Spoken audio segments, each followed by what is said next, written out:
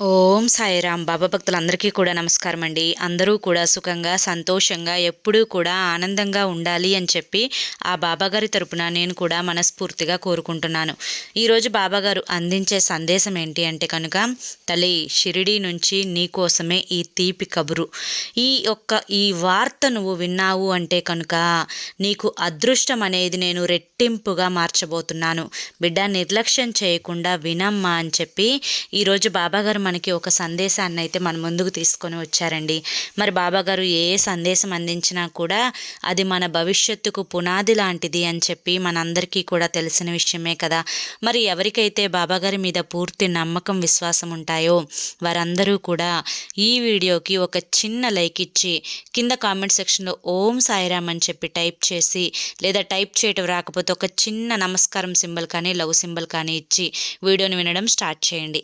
దానికంటే ముందు చాలామంది కూడా గురువుగారి గురించి అడుగుతున్నారండి. అక్క, ఎన్నో రకాల సమస్యలతో మేము సతమతమైపోతున్నాము, మీకు తెలిసిన గురువుగారు ఎవరన్నా ఉంటే చెప్పండి అక్క అని చెప్పి అడుగుతున్నారండి.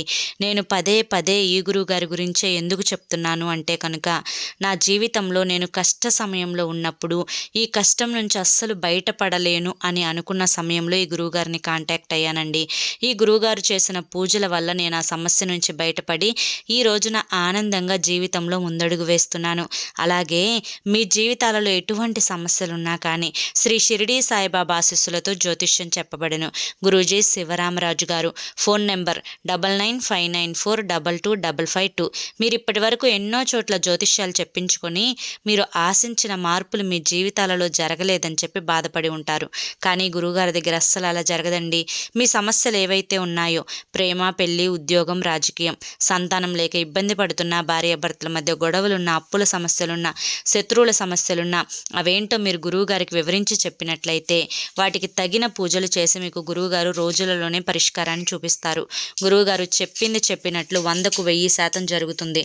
నమ్మకంతో కాంటాక్ట్ అవ్వండి.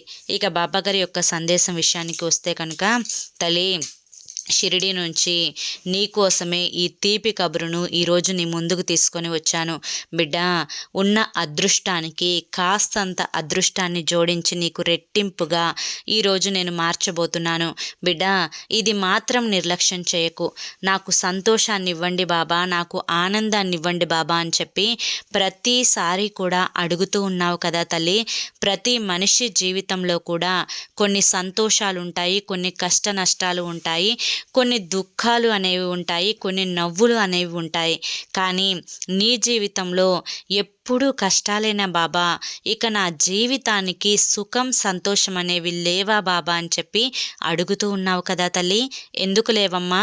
ఖచ్చితంగా నీ జీవితంలో సంతోషాలు అనేవి ఉన్నాయి. కానీ ఆ ఉన్న సంతోషానికి కాస్తంత సంతోషాన్ని జోడించి రెట్టింపుగా ఈరోజు నీకు అందించబోతున్నాను. అసలు నీ జీవితంలో ఏం జరుగుతుంది, ఎందుకు నాకే ఎప్పుడు ఈ బాధలు, కష్టాలు, ఈ చెడు అంతా కూడా నన్నెందుకు బాబా పట్టి పీడిస్తున్నాయి అని చెప్పి అంటూ ఉన్నావు కదా తల్లి. అయితే నీకు ఎందుకు ఇలా జరుగుతుందో ఈ చిన్న కథ ద్వారా వినిపిస్తాను. జాగ్రత్తగా ఈ కథను ఎక్కడా కూడా వదలకుండా చివరి వరకు చూడు తల్లి అని చెప్పి ఈరోజు బాబాగారు మనకు ఒక చిన్న కథని వినిపించబోతున్నారండి. ఒక ఊరిలో ఇద్దరు ఫ్రెండ్స్ ఉన్నారు. ఇద్దరూ కూడా చిన్ననాటి నుండి చాలా చాలా క్లోజ్ ఫ్రెండ్స్ అనమాట.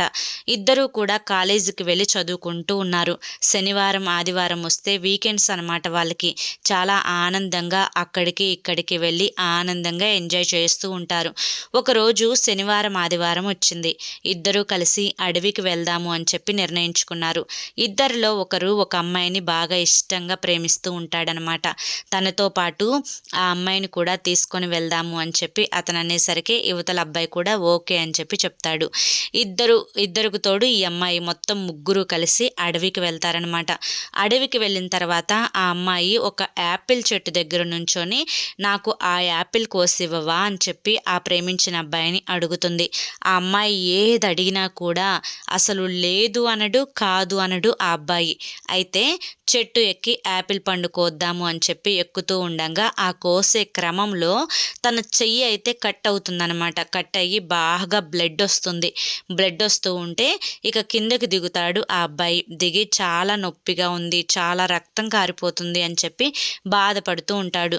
ఇక యువతల అబ్బాయి ఫ్రెండ్ ఎవరైతే ఉన్నాడో ఆ అబ్బాయి ఏమంటాడు అంటే, అరే దీనికి కూడా ఎందుకు బాధపడుతున్నావు, ఏది జరిగినా కూడా మన మంచికే జరుగుతుంది, నువ్వు చిన్నదాన్ని చూసి బాధపడకు, ఇది నీ మంచి కోసమే జరిగిందేమో ఎవరికి తెలుసు, ఏది జరిగినా మన మంచికే అని చెప్పి అంటాడనమాట. ఆ మాట విన్న అతనికి, వీడిని నేను చిన్నప్పటి నుంచి చూస్తున్నా, ఏది సీరియస్గా తీసుకోడు, ఏది జరిగినా కూడా మన మంచికే అని చెప్పి ఒక్క మాటలో తీసేస్తూ ఉంటాడు. కానీ నాకెంత నొప్పిగా ఉందో, ఎంత బాధగా ఉందో, వీడి మాటలు వింటుంటే బాగా కోపం వస్తుంది అని చెప్పి అలా కోపంగా చూస్తాడు. మళ్ళీ రక్తం కారుతూ నొప్పి నొప్పి అని ఏడుస్తుంటే, అరే ఏడవుకురా, ఏది జరిగినా కూడా మన మంచికే అని చెప్పాను కదా అని చెప్పి అనేసరికి ఆ అబ్బాయికి బాగా కోపం వచ్చి ఫ్రెండ్ని ఒక్కటి లాగి పెట్టి చెంపకేసి పీకుతాడనమాట. అలా కొట్టంగానే ఆ అబ్బాయికి బాగా కోపం వచ్చి, నన్నే కొడతావరా అని చెప్పి వెంటనే రూమ్కి వెళ్ళి బట్టలు తీసుకొని ఆ అడవిలో నుంచి బయటికి వెళ్ళిపోయి ఊళ్ళోకి వెళ్ళిపోతాడు ఆ అబ్బాయి. ఇక వెళ్ళిన తర్వాత ఆ అబ్బాయి మీద కోపం ఎలాగైనా తీర్చుకోవాలి అని చెప్పి నేరుగా అమ్మాయి ఇంటికి వెళ్తాడు. మీ అమ్మాయి మా ఫ్రెండ్ తోటి తిరుగుతుంది, వాళ్ళిద్దరూ ప్రేమించుకుంటున్నారంట, మా ఫ్రెండ్ కొంచెం తేడాగా ఉన్నాడు, ఆ అమ్మాయి ఆ అబ్బాయితో పాటు అడవిలో కలిసి ఒంటరిగా ఉంటుంది అని చెప్పి చెప్తాడనమాట. వెంటనే ఆ విషయం తెలుసుకున్న ఆ అమ్మాయి తల్లిదండ్రులు అడవికి వచ్చి ఆ అమ్మాయిని 4 కొట్టి అక్కడి నుంచి తీసుకొని వెళ్ళిపోతారనమాట. ఈ అబ్బాయికి ఏమీ అర్థం కాదు. ఒక పక్క చెయ్యి తెగింది అని చెప్పి నొప్పిగా ఉంటుంది, మరొక పక్క ఏమో ఫ్రెండ్ వెళ్ళిపోయాడు, లవర్ కూడా వెళ్ళిపోయింది, ఒక్కడే అడవిలో ఉంటాడు. శనివారం అయిపోయింది, ఇంకా ఆదివారం ఒక్కటే ఉంది. ఈ ఆదివారం ఇంకా అబ్బాయి ఒక్కడే అడవిలో ఉండాలి అని చెప్పి ఎలాగోలా నేను మేనేజ్ చేయాలి అని చెప్పి రూమ్కి వెళ్తాడనమాట. రూమ్కి వెళ్ళి ఆ రోజు నైట్ రెస్ట్ తీసుకుంటాడు. ఇక ఆదివారం వస్తుంది. తెల్లారిన తర్వాత ఆదివారం రోజు బయటికి అడవిలో నుంచి అలా బయటికి వస్తాడు. ఇక తర్వాత అలా వచ్చిన వెంటనే కొంతమంది అడవి మనుషులు ఆ అబ్బాయిని చుట్టుముడతారు. చుట్టుముట్టేసరికి చాలా భయం వేస్తుంది. ఆ అబ్బాయిని తీసుకొని వెళ్ళి వారు దేవుడి దగ్గర ఒక చెట్టుకి కట్టేస్తారు. నన్నెందుకు కట్టేశారు అని చెప్పి పెద్ద పెద్దగా అరుస్తాడు ఈ అబ్బాయి. వాళ్ళకున్న ఆచారం ఏంటి అంటే కనుక, అడవి మనుషులు ఆదివారం రోజు అమ్మవారికి ఆ అబ్బాయిని బలివ్వాలి అనుకుంటారు.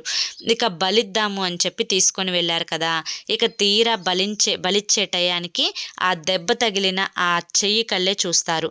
వాళ్ళకున్న ఒక ఆచారం ఏంటి అంటే, ఆ బలిచ్చే మనిషికి ఎటువంటి దెబ్బలు ఉండకూడదు, ఎక్కడ దెబ్బ తగిలిన దాని నుంచి రక్తము కారకూడదు, అలా కారితే ఆ మనిషి బలికి పనికిరాడు, అయితే ఈ అబ్బాయి కూడా బలికి పనికిరాడు అని చెప్పి పక్కకు నెట్టేస్తారనమాట.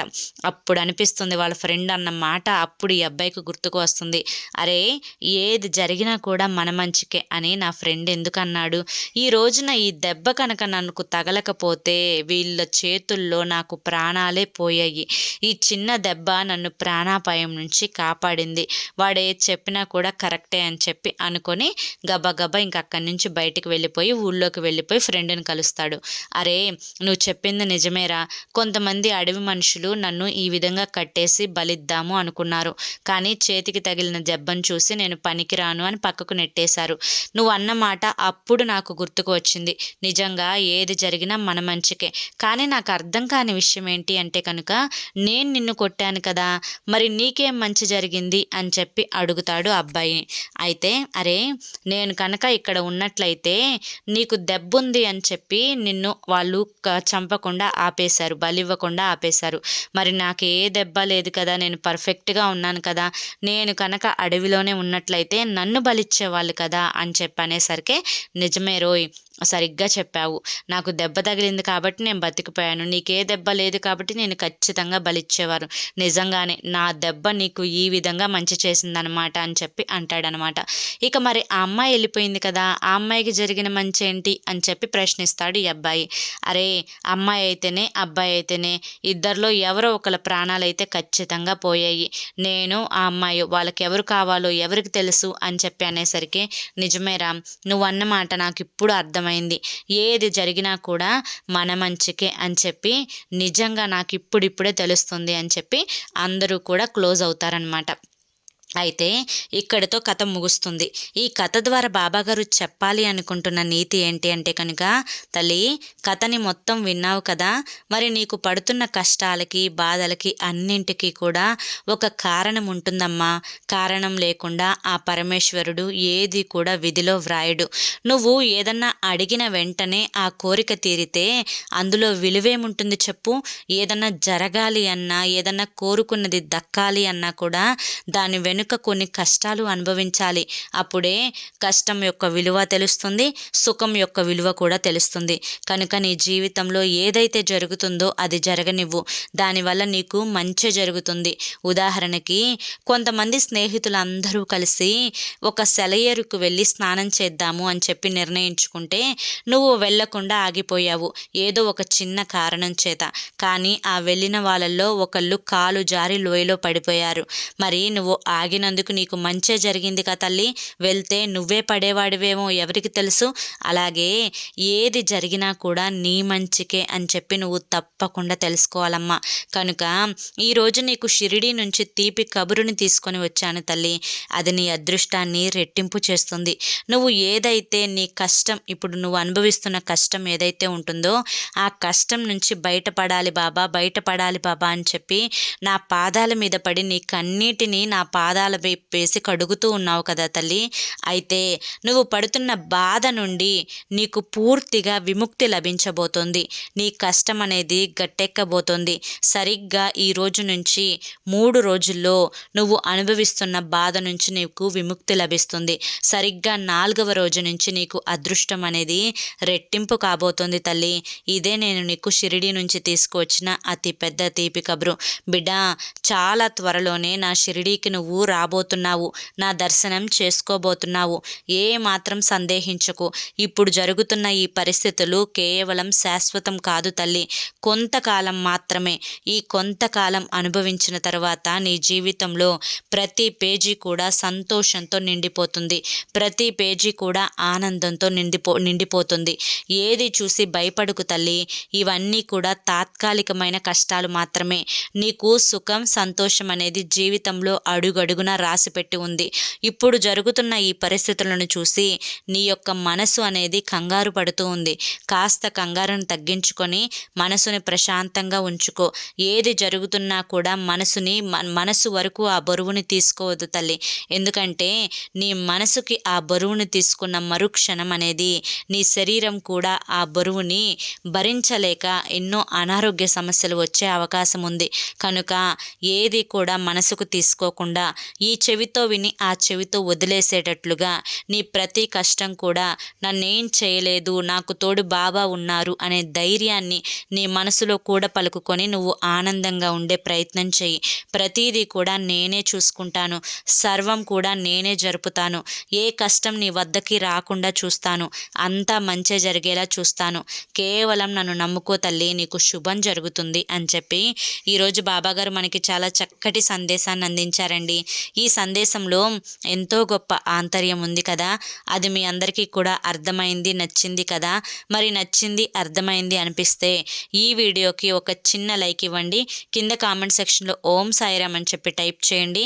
మరి కొంతమంది బాబా భక్తులకు వీడియోని షేర్ చేయడం మాత్రం మర్చిపోవద్దు. రేపు మరొక మంచి సందేశంతో మళ్ళీ కలుసుకుందాం. అంతవరకు బాబాగారి ఆశీస్సులు మీపై ఉండాలి అని చెప్పి మనస్ఫూర్తిగా కోరుకుంటూ సర్వేజన సుఖినో భవంతు. ఓం సాయిరామ్.